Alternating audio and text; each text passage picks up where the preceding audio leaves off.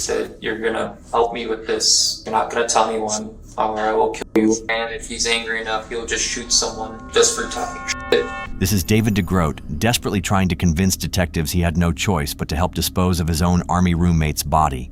And while David shows flashes of fear and regret, just take a breath for a second. Did you know that your friend was going to be shot? Yes. the real mastermind behind this murder is about to say something so cold. I've already given him, what I consider plenty of warnings before. Why'd you decide to chop him up? Made the most sense to get rid of him. It would make even the most hardened detectives feel sick to their stomach. I don't regret what I did, is what I'm saying. I've never been exactly had a normal sense of humanity.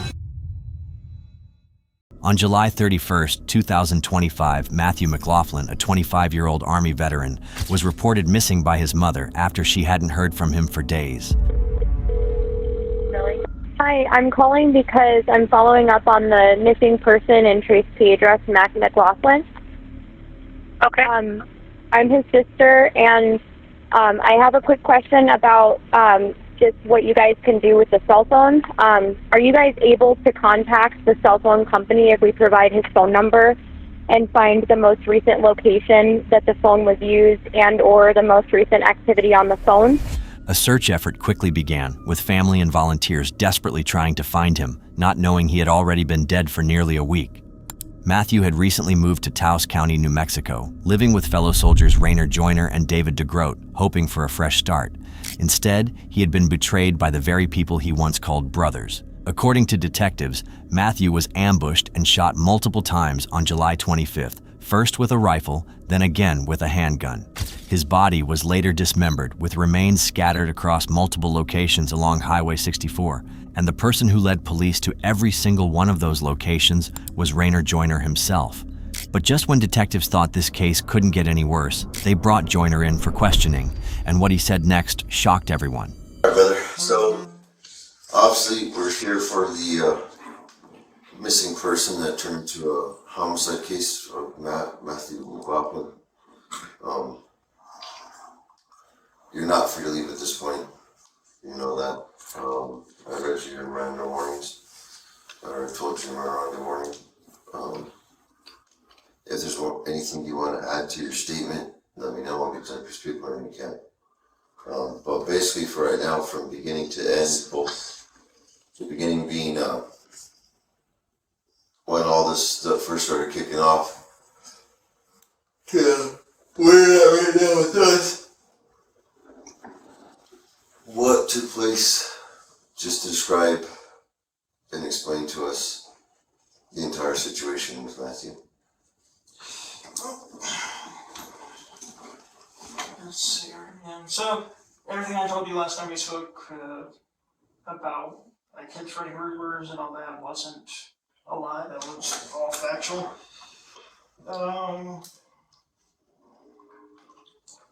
Really, the only thing that changed from what I told you last time and me confessing was basically just the fact that when I confronted him, I didn't let him walk away. I shot him. So everything was pretty much the same. Like I said, he was spreading rumors, he was bringing drugs, he was bringing strangers. Hey, shit like that. I confronted him. I got pissed off and decided, fuck it, you're not gonna give you the chance to fuck up again. And so I shot him. He really just sat there and explained this like he was handing out justice, not taking a life. Notice how he elevates himself into some kind of authority figure, like he gets to decide who deserves to live in that house. But even more bizarre than this explanation is what he did with the body afterward. Then from there, after shooting him, like I said in my statement, I dragged his body to a tree. Next day, went to work. Everything was normal. After work, I went to Harbor Freight, picked up a few buckets. I only used one. And they didn't know what I was looking for. I went to Harbor Freight, ended up deciding the best tool to use would be the splitter axe, and also bought some bags, 33-gallon trash bags. From there, went back up to the land, back up to that spot, bagged them up, put him in the Harbor Freight bucket, drove back down the mountain about 4 or 5 miles, found a deep drainage ditch, threw the bucket down there. That next Wednesday, which I think was about the 30th, 31st, Wednesday going into Thursday was my next time off. Next day off, so I went back up there Wednesday night, late Wednesday night. Found the animals had already started to expedite the process. Took it all back down, went to another drainage ditch that was further up, about 6 to 7 miles up the road. From there, you guys interviewed me a few days sometime after that. It was around, August 16th, 15th, 16th, I believe. Not a whole lot of interaction. The family, David, they occasionally reached out to me. I told them I didn't know what happened. I told them I didn't know where he went. I didn't know what happened. I will add that this time, now that everything's in the open, there was someone that did try and reach out to me, and someone that reached out to David that said they were a friend of the family that, clearly I'm the one who killed Matt. They were still suspicious as fuck because they kept bugging about it, but when David talked to Matt's older brother who was in the Marine Corps, he had no fucking clue who the dude was. It's like, I've never heard anyone by this name or anything like that. That person's been calling us on and off again. I usually just don't answer. But that's pretty much it. What shocked the detectives the most was how easily Joyner talked about it, without any discomfort. He just walks detectives through everything like he's explaining how to fix a car. At this point, they don't even need to push him. He's doing all the work for them. So, basically just going through the statement that you wrote, right? That's pretty much what you're sticking to. Yeah. So, I have a few questions for you, bro.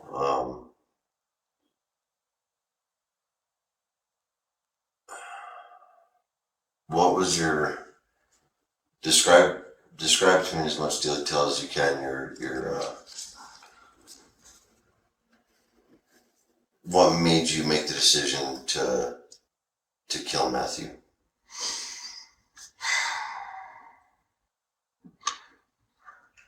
Honestly, it wasn't a hard decision for me. I'd already given him, what I consider plenty of warnings before to deal with it, to, wrongs, and I take that very seriously. It's like I give you a chance, I give you a chance, I give you a chance, I'm not gonna give you another fucking chance. Okay, and what do you mean by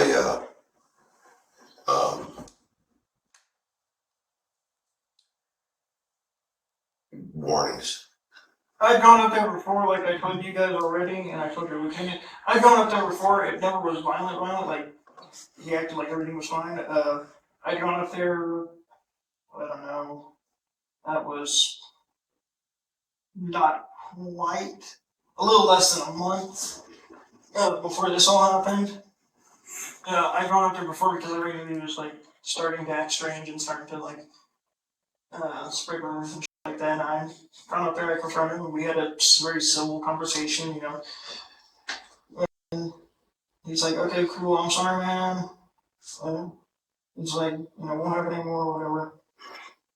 Okay, so I was like, okay, cool. I spent the night there, and he went to work. I went back to his house, and I'd also tried to call him before, about a week before this all happened, more or less. We'd also met at Walmart, because we happened to be there. I talked to him and said, hey, you're still, still kind of slipping up, what the fuck? And he's like, oh, it's, I'm just,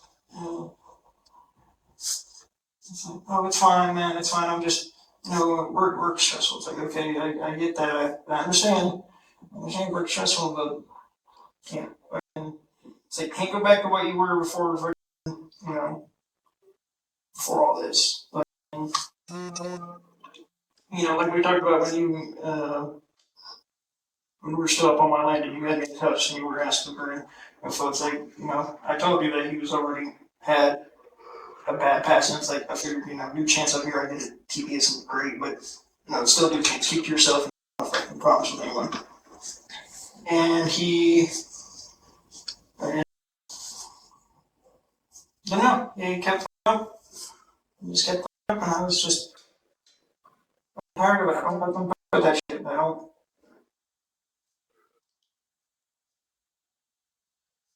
don't regret what I did, is what I'm saying. At the end of the day, I don't fucking regret what I did. That wasn't the same dude I started with, like I said before. Then why don't you regret it? Honestly, I'm not. Truth be told, I've never been exactly had a normal sense of, I guess, a normal sense of humanity. I don't know how else to put that. I've always kind of been the odd one out when it comes to shit like that, and always been the first one to just say it's like, well, you can always deal with it. There's always one way to deal with a problem permanently. So he genuinely thought he was acting justly. What he's really doing here is trying to reframe himself as something unique, when in reality, he's just making it very easy for a jury to understand exactly who they're dealing with. And in a bizarre way, he got so into this role of a god that he gave himself that he just kept digging himself deeper and deeper into a hole. When I was in the army, when I was going through OSIT, my first one actually had, my first one at the time actually forced me to go to behavioral health and talk to a counselor because I didn't deal with this in a normal way. So, One second. Dude, I'm gonna be honest with you, man, like going through this, straight up with you, dude, we had, PC, or like probable cause, right? Yeah. For the search warrant for your place, based on just Matt's disappearance, the argument that you guys had. But like, I'm not gonna lie to you, we're pretty like impressed. Like, without you telling us, I don't know how long it would have taken us to figure out Matt's death, man. Like, this was well thought out or well organized and planned. I just where did you come up with it? Like, how did you figure out how to do all this? Like I said, not quite normal in the head. Not even trying to be funny. But I've always thought of the whole, the whole joke about always having plans to play one in the room. That's who I am. I've always thought about, like, okay, here's how I would do it, here's what I would do. Doesn't matter if I like you, as I haven't thought about it with David. I haven't even told him I thought about it with him. Hell, I cracked jokes with him one time about it. I was like, yeah, the only problem with killing you is all your Tios will come looking for me, then it'd just be burning the Alamo. I've always thought about, like, every way how to deal with situations, how to just, that's who I am. That's, some of that is admittedly was taught to me by my dad. so how long before you killed? Well, let me rephrase that. Did you plan to kill Matthew? No, I actually never planned to kill him. I never planned to actually kill. Never planned to kill him in the sense of, like, it wasn't premeditated. When I went up there, I was giving him one last chance to fix things. And describe that one last chance to me. It was just going to be one last confrontation. The original plan was to fucking kick him out, like what the story originally stuck to. The original plan was the original plan. That's why it was so easy to stick to that story. Because the original plan was to fucking, it's like, hey man, gotta get your fucking shit together, go fucking, go stay with your bitch or fucking someone else. It's like, you're not welcome up here anymore. And just, I don't know, the way he acted, the way his tone of voice was, fucking, I just clicked. Just clicked. Was it being rude or? Yeah, and like I said, that nothing I said in that was a lie about him acting like that was something like his property, something like his place. It's like, no, I brought you out of the fucking, out of the generosity of my fucking heart. I drove out of my way to go to fucking Winchester, Virginia, to come get your ass, bring you all the way down here so you would have a new start. Because again, if you look through my phone, there's, I don't know if they're still there because, like I was telling one of your, not your lieutenant, but one of your other sheriffs, I was telling him, I'm not sure if it's there because it's a new phone, but it's the same number. But I did have text messages between me and Matt where he was like saying it's like, oh yeah, I'm actually looking forward to going out there. It's a new start, like what I told you. Mm-hmm. It's like he literally did say it's like it's a new start, man. I'm sick of Virginia. I'm sick of my family. This is the first time Joyner says he didn't plan anything in advance. But think about that for a second. Someone who carried this out step by step suddenly wants it to sound like an impulsive decision? What he didn't know, though, is that detectives had already spoken to David, and David told them the complete opposite. I have information that you had this situation planned out for weeks, and it's from an extremely reliable source. It describes that you guys were going through stuff for, you and Matt were going through problems for weeks, and that David had even talked you out of murdering him on several different occasions. What's that about? Like I said, it was never really me meditating. That was more just me running my mouth. I did the same shit in the Army. I couldn't. So describe to me the running your mouth, because basically with what you just did there, bro, is you acknowledged what I was saying, but you're trying to tell me that it wasn't premeditated. So I understand that to an extent, but you're like, it's like a double negative, right? Mm-hmm. So describe to me what you mean by that. No, I mean, I was known for, you can ask any of my fucking dudes I served with, I was known for constantly being the guy that's like, that would say, it's like, I should just fucking murder him, I should just fucking kill him, if I was pissed off at someone. But most of them, it was never. So those types of conversations, did they happen between you and David about Matthew? Yes. Can you describe those conversations for me? Most of the time it was just me, again, David would tell me something, I'm like, fucking, and it's like, and I just kind of get pissed off, it's like, oh, I should fucking, I should just fucking kill him, I should just deal with him. But it was never really like, again, I know it's a double negative for you guys, from a police perspective, law enforcement perspective, but it was never the direct intention to, it was never premeditated in my opinion, it was never the direct intention to do that, I was, it's like, I have a career, I have a life, and, that would kind of fuck things up, which obviously fuck me is, but, so it was always just words. He can't be serious right now. He says he wouldn't throw away his life and career over something stupid, yet that's exactly what he did when someone was spreading rumors about him. Yeah, definitely a good enough reason to take someone's life. And while this arrogant manipulator thinks he's the main character in some action movie, David is realizing how serious this situation is. So I would say it was, for what Joyner was thinking, it was pre-plotted beforehand. Because I would tell him about Matt still had a drug habit and he was still talking shit and making rumors of everything, which kind of pissed off Joyner. So several occasions, kind of told him like, hey, no, don't kill him. Just, kick him off the property or something, or like give him a stern talking to again. To the point where it eventually came down to the point where he says that he was gonna go with the plan for Matt to get killed. So when Matthew was over in Colorado, dealing with the VA, getting all that stuff done for himself, went to go grocery store, pick up groceries, He got dropped off at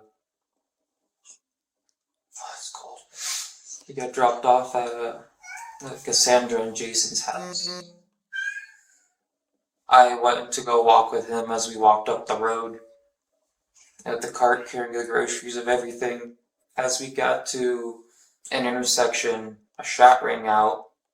Matt got shot in his right lung from Joyner's rifle, specifically his AR-15. Matt, not knowing what's happening, he did say, "I got shot," and he starts to freak out. Then Joyner comes from around the corner with my Beretta, and then he hovers over him with an execution shot. He's waiting in the bushes for him. And just like that, the whole "it just happened" story falls apart. So now we have two versions of the same event, and only one of them lines up with what detectives legally call premeditation. That means the decision was made ahead of time, not something impulsive like a crime of passion. And premeditation usually leads to much more serious charges, so it's no wonder Joyner keeps trying to push it the other way. So I'm not gonna. So on your timeline, you have rough dates or that sort of stuff. It's rough dates, but I would say July 25th is the execution date. Okay. Everything Cool, bro. else So- is more just a murmur of a pre-plot that he made. So my one question for you is, I want you to explain to me the plan that you're talking about. A plan to kill Matt that Jordan made. Okay. So his idea was initially he was gonna come up the road that we were gonna have, and he was gonna try to snipe him with his 308 from a distance. And then his plan changed when Matt said he was getting dropped off over by the other road. So then Joyner's idea was he was gonna take my Beretta so he can have a sidearm, and then he grabbed his AR and then waited in the bushes for us to come up, and he told me to stick to one side of the road and to be very loud when I'm near the area. So when he sees Matt come up on the side, despite how dark it is, he doesn't need to worry about who it is. And so, more specifically on this plan, when it was discussed previously, how was it discussed? It was discussed in person because he showed up a little bit beforehand when Matt wasn't there to just try to talk about it, because he figured phones would be tapped and shit like that no matter what. Was it earlier that day? He did show up earlier that day for when that did happen. He had his van parked all the way at the beginning of the road where you saw me and Joyner come up. He had his van parked all the way down there. He had me walk him up. He tried to plan it about what was going to go down, saw that his plan was going to work until the other one, and then that was the execution he made. He told me preemptively, he said, "You're going to help me with this. You're going to help me with this. You're not going to tell anyone, or I will kill you."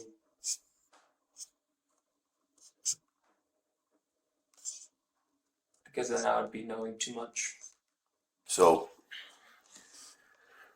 you mentioned that you had convinced him not to kill him.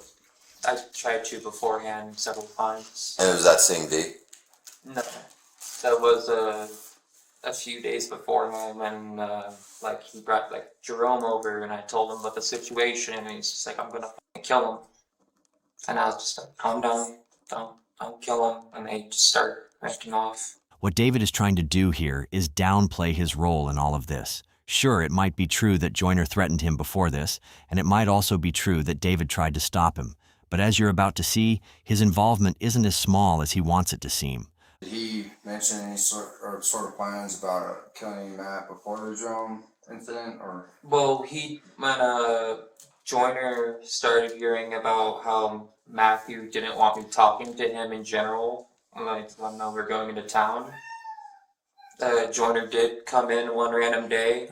He got dropped off at the house when I was alone there, he kicked the door open with the shotgun in hand, and then he started to ask questions about what's going on. And I told him about what all the stuff Matt was saying, because Matt was kind of ignoring him. So he just wanted to know what was happening. So then he waited there that night for Matt to come home as well, just to talk. Do you know how long ago this was? I'm trying to think of the forms, right? It wasn't done yet.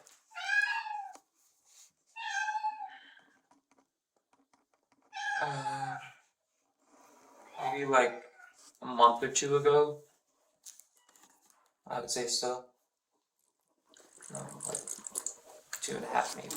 So next thing I want to talk about, I want you to explain to me in more detail the reasons that Rainer wanted to kill Matthew. He said it was more so because it was being disrespectful.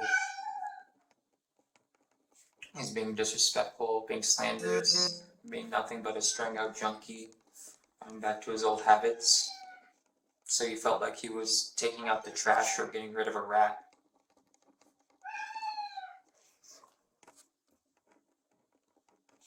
It was just nothing but more anger, I would say, about him.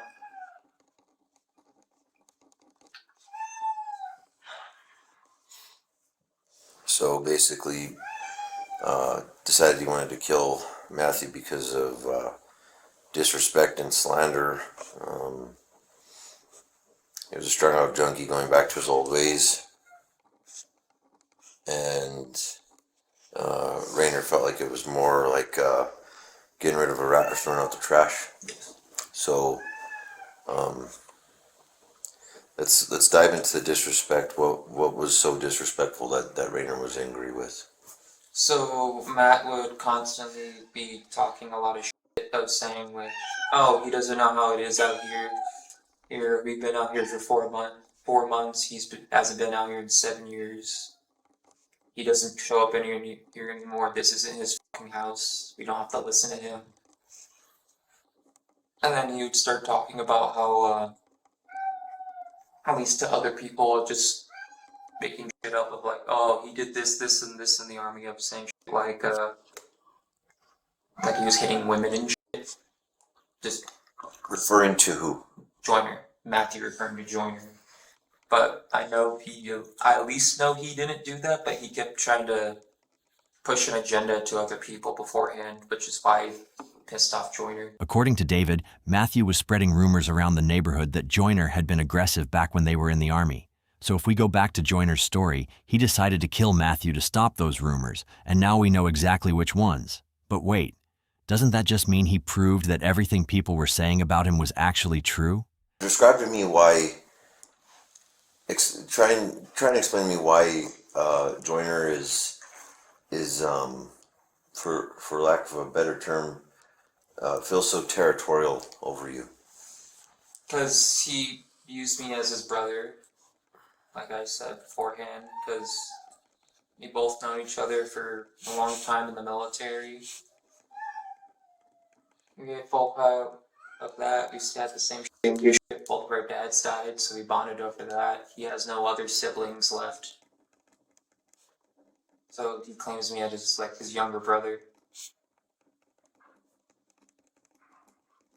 But he's usually very territorial about the people he knows.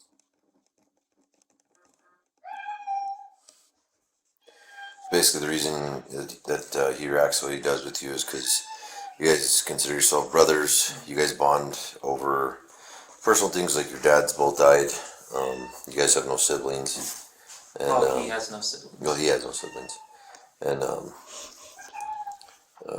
he considers you a younger brother. Explain what made you decide to participate in the murder of your friend. It was out of fear for my own safety, because he also dropped me off at my house for Christmas before, so he knows where my family lives. And I know he would be the type of man to do it as well. Describe that. I know he's the kind of man, if he's angry enough, he'll just shoot someone. just for talking shit. So if I became a loose end somehow and he found out that I was talking about it, I'm pretty sure I would get an end cap in it as well. Have the same fate as Matt. What makes you so fearful of Joyner? It's because I know he's capable of doing it. Just because he says it, it also means he can do it. Because he says beforehand that he has killed someone around the property before with his dad. Which is believable, at least. What role did you play in the body? He had me just hold a bag open so he could dump all the parts in, so he could make sure my DNA was on it as well. Okay, so I'm sorry, say that again? He wanted me to hold the bags so he could dump the body parts in so he could make sure my DNA was on the bags as well. How do you know that? Because it's what he told me. He said, you're going to join me or you're going to get the same thing as he did. But you're going to help me with this body if you like it or not. David leans heavily into fear here, and to be fair, he almost had me. But fear doesn't erase responsibility. At the end of the day, he was still there, and he still helped. Just take a breath for a second.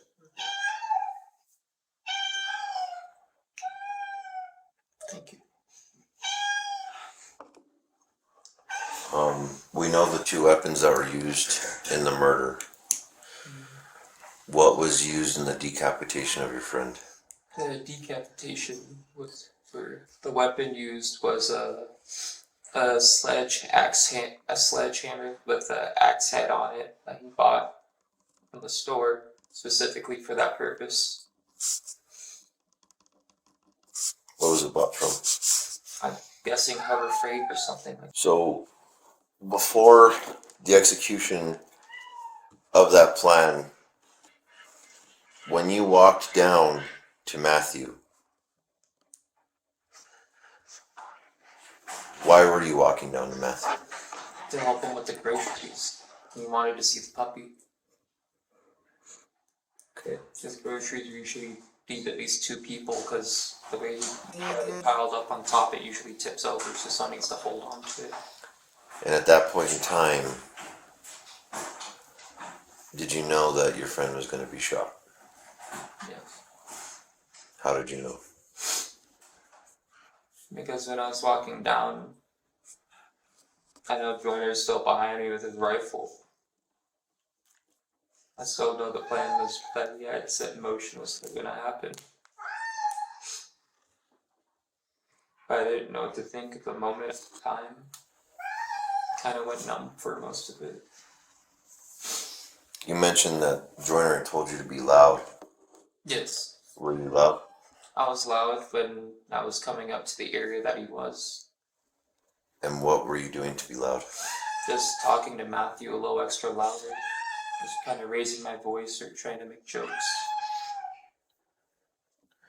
When Matthew was initially shot, how far away was Joyner?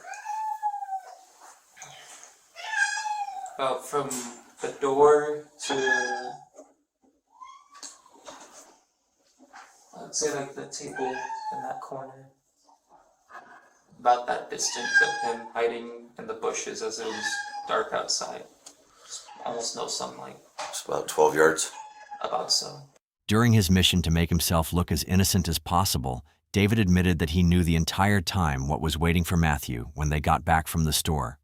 So in other words, there were moments when he could have changed the situation, like warning Matthew so the two of them could leave and go to the police. Later in the interrogation, David was overcome with emotion and broke down a few times, but by then it was too late. But back to Joyner's questioning, he remained cold as a rock. Only this time, detectives aren't going to let him be the one controlling the narrative. Let's go to the confrontation. That confrontation, I want you to describe it to me. The one that led to his death on the 25th. I want you to describe to me exactly what happened, where you were at, what weapons you used, and how that transpired. and where David was in relations to that. David was still in the house. I had my Springfield echelon on me, and then I had my rifle, my Springfield Saint on me. I met him on the road because he had texted David that it's like, oh, I'm coming up from Brad's house, which was the dude that I was telling you about that lives in the trailer somewhere down there. And it's like, so I knew he'd be coming up that road. I waited for him out there at that crossroads and started walking towards him, and I saw him. I talked to him, told him, like I said, like I say, hey man, what's with the fucking rumors? What's with the fucking, you trying to say this, and this about me? It's like, and you bring in strangers over and drug that shit like that.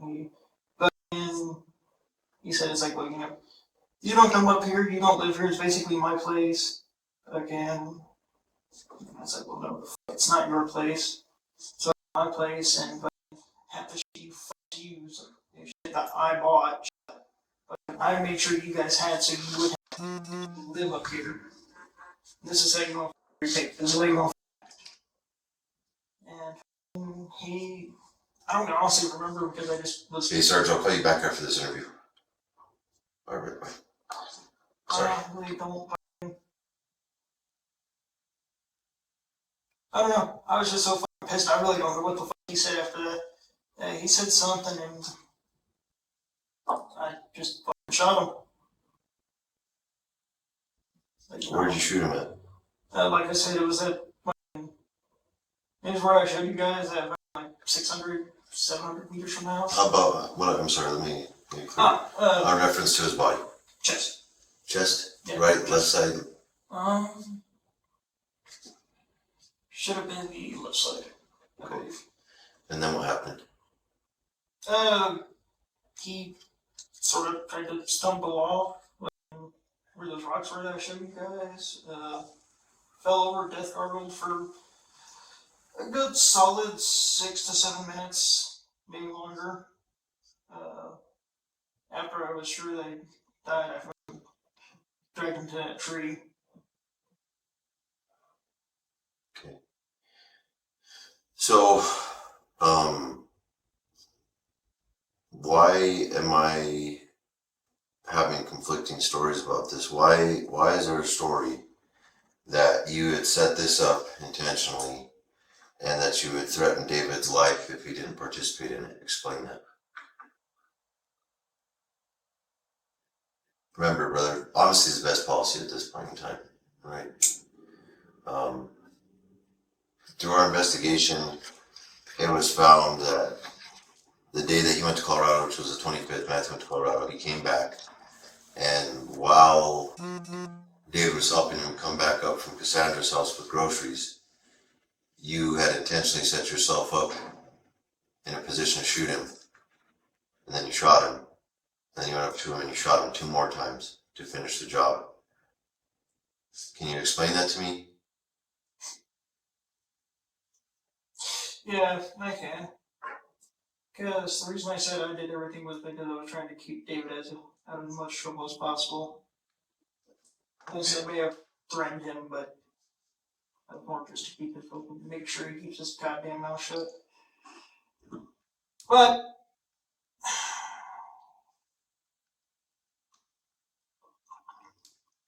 since we're going with that,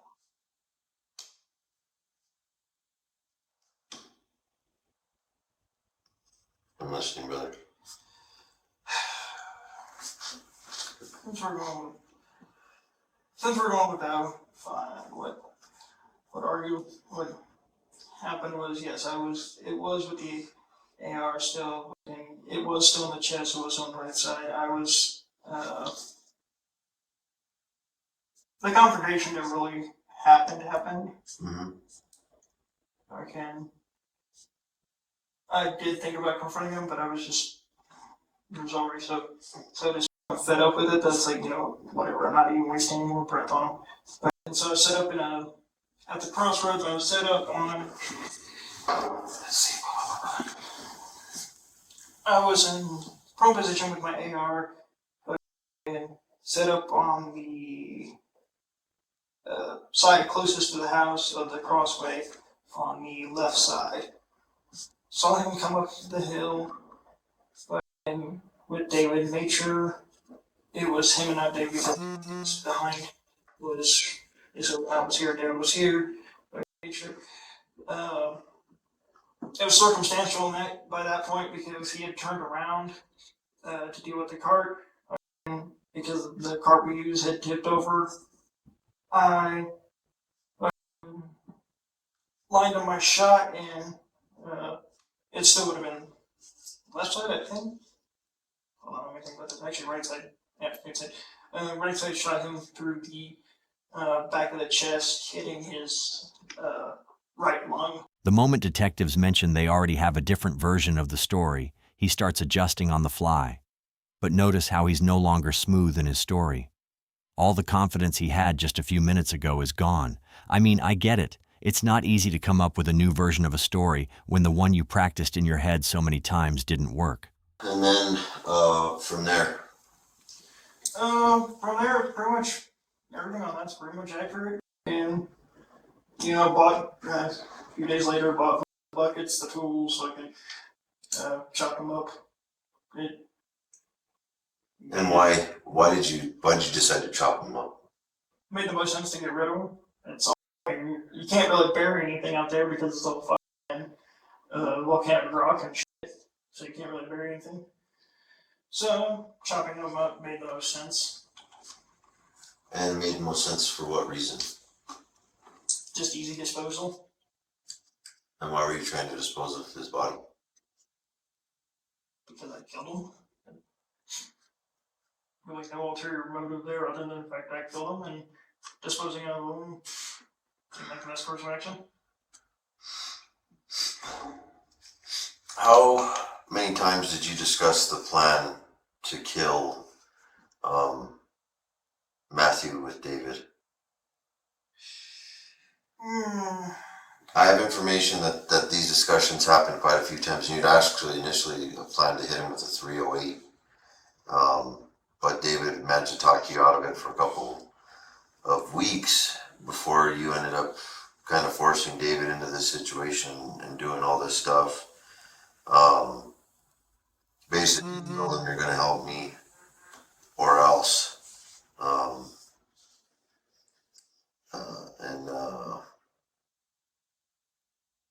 The day that he got back, you provided some specific instructions to David. Can you describe those instructions to me? Yeah. So, yes, it did happen. The conversations happened multiple times. Yes, I was originally going to shoot him with the 308, but my 308 was too far off for me to get an effective shot of anything that was further than like 50 meters. That's why I went with the AR. But for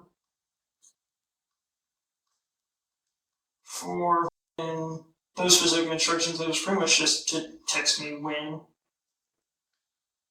he was going to be coming up, and I told David, it's like, hey, make sure you're, I'll be here, I'll be at this side of the room, this side of the road I just told you about. It's like, make sure you're on the opposite side of that, and because I love animals more than humans, I told him, make sure you have the puppy, and the puppy is like, away from Matt when I take the shot. Finally, after more than an hour of questioning, Joyner was backed into a corner and had to change his story once again, this time actually admitting that all of this had been planned well in advance. However, what he didn't change was his emotions. What assistance did he provide you in disposing of that body? I made him hold the bag. What for? Just because it was easier. Wasn't to remove just a scare or anything like that. It was just easier to have hold the bag while I did the dirty work. And what's the dirty work? Chopping it up, just in case body blow or anything like that had made the body volatile in nature. Okay. And so you used your Saint, which is in the van, correct? Is that accurate? Yes. What weapon did you use when you went up and put the two shots into the one to his jaw and the one to his temple? That would have been The Beretta. David's brother? Mm.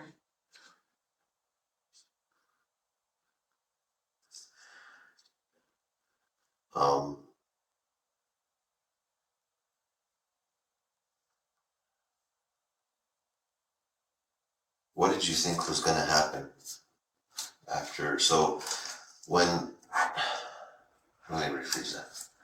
What was the final straw? What made you make the decision that, hey, I'm going to kill my friend? I'm going to set him up and I'm going to kill him. What made you choose that path at the end of everything?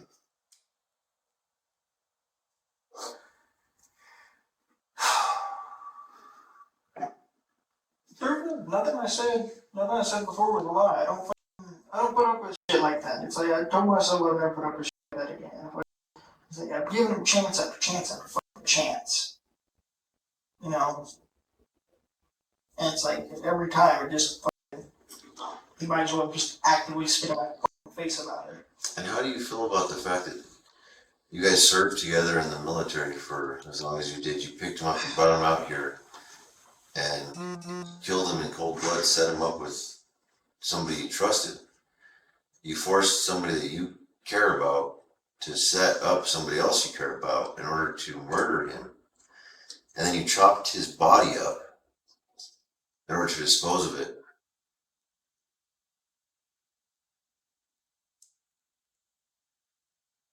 Do you have any sympathy or sadness or pain or regret about what you've done? Truthfully, no. Like I said, I wasn't the same guy I served with. In Joyner's mind, this was probably a mic drop moment, but he was about to learn the hard way that there's nothing to be proud of in taking someone's life, no matter the reason. Both Rainer Joyner and David Degro were charged with first-degree murder, conspiracy, and tampering with evidence following their arrests in August 2025. In September 2025, a judge ruled that Degro would be held without bond pending trial, after investigators argued he played an active role in both the killing and disposal of the body. While Degro claimed he acted out of fear, prosecutors pointed to his cooperation during the dismemberment as evidence of involvement. Joyner faced the most severe scrutiny after his detailed and emotionless confession. Court documents revealed premeditation, as well as disturbing statements about enjoying the act. As the case moved forward, both men remained in custody, awaiting trial. Thank you for watching today's video. Don't forget to subscribe and check out one of the craziest cases I've ever covered right here.